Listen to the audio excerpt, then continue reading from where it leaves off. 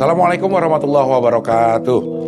Alhamdulillah pagi hari ini kembali kita ketemu lagi di acara kesayangan kita. Barakallah, hidup semakin berkah. Amin. Pagi ini kita akan membahas tema tentang hubungan boleh usai, silaturahmi jangan abai. Dan sudah hadir tamu yang istimewa sekali, ada Indra Bekti dan ada Ustadz Solmed yang akan memberikan pencerahan kepada kita.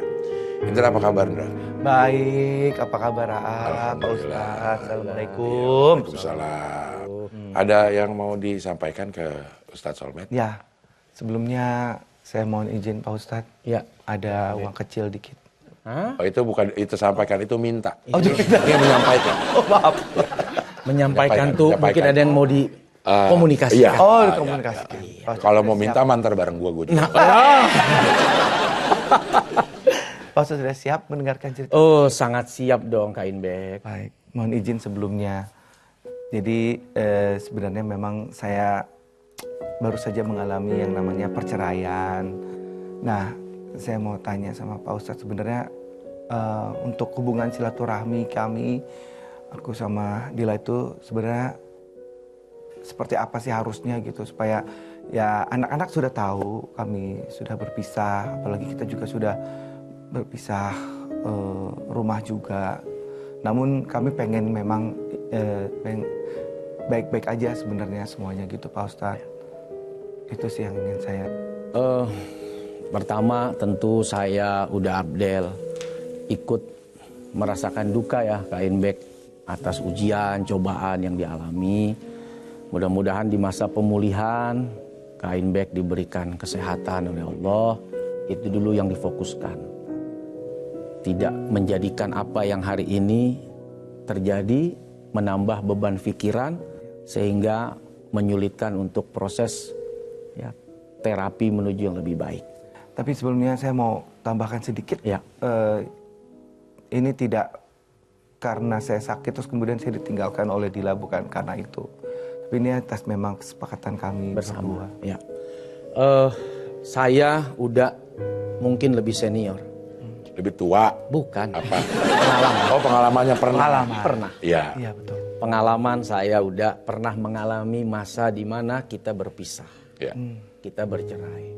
Dan sekarang bertambah lagi kawan kita ini. Iya. Mengikuti jejak langkah kita. Iya. Ntar kita bikin klub ya. Klub orang-orang yang pernah ditinggalkan. Cek. Apaan tuh? Cerai klub. Iya. Jadi apa yang saya mungkin udah alami pasti menyakitkan. Awalnya pasti penuh dengan tekanan. Ya. Tapi apapun itu, dia adalah orang yang pernah hidup bersama dengan kita. Betul. Dia pernah ada di hati kita. Dia pernah ada dalam kehidupan perjalanan rumah tangga kita. Dari yang bukan siapa-siapa, lalu dia menjadi siapa di tengah kehidupan kita. Ya. Dan kemudian kembali menjadi bukan siapa-siapa. Artinya, kalau belum menjadi siapa-siapa saja, kita akan baik. Ya. Kita akan jalin silaturahim. Kita akan tetap memberikan penghormatan atas dasar manusia dengan manusia. Tidak saling menyakiti, tidak saling menzolimi. Karena memang begitu perintah agama. Yang bukan siapa-siapa loh. Ya. Tetap harus baik, tetap harus ihsan, tetap jalin silaturahim. Kemudian menikah. Dia jadi istri kita. Lalu perceraian terjadi. Dia bukan lagi istri. Tapi dia masih ibu bagi anak-anak kita. Maka dengan yang bukan siapa-siapa saja, silaturahim harus terjaga. Apalagi dia adalah ibu buat anak-anak kita. Maka harus tetap dijaga silaturahimnya, komunikasinya. Keadaannya bagaimana dengan anak-anak kita. Bukan dengan dia, tapi dengan anak-anak kita misalnya. Nah, sehingga tidak kemudian jadi jalan orang bercerai, malah perang dunia ketiga. Awal dulu kita baik, menikah dalam keadaan baik, bercerai juga sesuatu yang diperbolehkan, bahkan menuju kebaikan untuk kedua belah pihak. Kenapa kemudian harus terjadi perang di antara kita? Nah, ini yang kadang tidak dipahami oleh banyak orang. Perceraian justru menjadi jalan keributan, menjadi jalan peperangan di antara kedua belah pihak. Nah, saya dan kita semua berharap siapapun yang sedang diuji oleh Allah dalam masalah ini tetap silaturahim, jangan sampai hilang. Apalagi mertua itu kan tidak ada bekasnya. Dia tetap mertua kita. Orang tua Kain Bek ya orang tuanya Dila. Orang tuanya Dila ya orang tuanya Kain Bek. Walaupun berpisah anak-anaknya, tapi mertua tetaplah mertua sampai hari kiamat. Nah, lebih harus dijaga silaturahim buat kedua belah pihak. Tapi ada batasan-batasan yang kalau dulu boleh sekarang jadi nggak boleh, atau kewajiban-kewajiban yang udah nggak harus kita lakukan lagi, itu ada, Ustaz? Iya, balik lagi ke masa normal sebelum dia menjadi siapa-siapa buat kita. Misal, kalau suami istri kan udah jelas ya, apa yang menjadi kewajiban, apa yang menjadi hak bagi seorang suami, bagi seorang istri. Nah, hal-hal yang itu mungkin itu tidak lagi boleh dan tidak lagi bisa. Tapi bicara komunikasi dalam rangka ya mengedepankan anak-anak kita nih. Ya, jangan sampai gara-gara kita lalu kemudian anak-anak jadi bermasalah, tidak ada masalah, sampaikan itu. Tapi kalau hal yang terlarang, tidak dibolehkan, ya tentu ini tidak bisa dilakukan lagi kalau sudah terjadi perceraian. Jadi Pak Ustadz, ini mungkin mau tanya dulu nih sebelumnya. Jadi kalau misalkan kan kita udah bercerai nih gitu kan, sebenarnya memang kita baik-baik aja juga gitu. Tapi kan kalau dilihat anak-anak kita kayak canggung gitu, apalagi istri berhijab gitu kan. Kalau udah nggak kita suami istri lagi, udah di luar ikatan itu gitu. Jadi aku mau cium pipi kanan pipi kirinya gitu kayaknya. Terus dia merasa canggung gitu kan ya. Jadi kayak udah nggak lagi nih gitu. Aduh, gemes gitu Pak Ustadz. Sebenarnya memang lupa gitu kayaknya ya Pak Ustadz. Itu seperti apa sih sebenarnya? Iya. Gitu ya Pak Ustadz. Pasti orang yang pernah hadir di dalam kehidupan akan ada banyak sisa-sisa. Ya. Kenangan-kenangan manis yang pernah ada, yang pernah terjadi.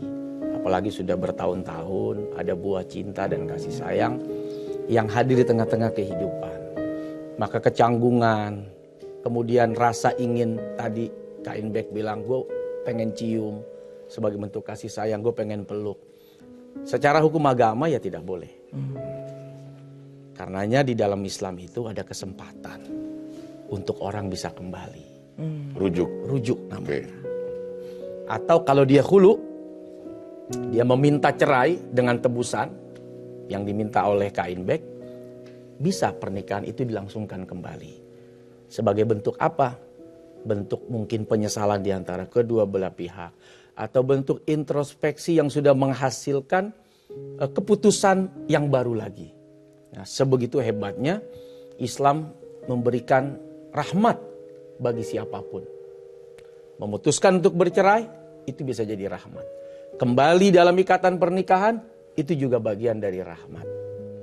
Tinggal sekarang Kain Bek dan Kak Adila maunya gimana. Kalau memang tetap pada prinsip kita berpisah, tapi anak-anak harus tetap berada dalam pantauan, itu juga hak. Nah, supaya tidak terjadi fitnah, ini kan takutkan fitnah ini. Iya. Maka misal Kak Adila ada yang menemani mahramnya, atau Kain Bek juga ada yang menemani, dan pertemuannya di tempat yang terbuka, tempat yang semua orang bisa melihat, dengan batasan-batasan yang sudah diketahui bersama-sama, tidak apa-apa. Itu ya. Nah, kalau ke anak kewajiban apa yang masih harus ditanggung sama seorang ayah? Apapun keadaan, sebagaimana suami istri masih bersama udah, kepada anak-anak tetap tidak akan hilang kepada anak-anak sekalipun suami istri sudah berpisah. Soal nafkah, kasih sayang, perhatian, kewaliannya. Kalau punya anak perempuan, kan baik ada anak perempuan. Dua. Tetap berlaku. Sebagaimana ibu bapaknya sudah bercerai, tetap nanti soal perwalian itu harus tetap tidak bisa putus hanya karena pernikahannya sudah usai. Itu harus dijaga itu. Hubungan anak dan bapak, anak dan ibu, nafkah jangan sampai terlalaikan. Kepada istri, kepada mantan istri tidak ada. Ya. Ya, tapi kepada anak dia tetap dalam tanggung jawab kita. Oke. Baik, nanti kita lanjutkan lagi, tapi kita harus jeda sebentar dan kembali lagi di sini di Barakallah, hidup semakin berkah. Amin.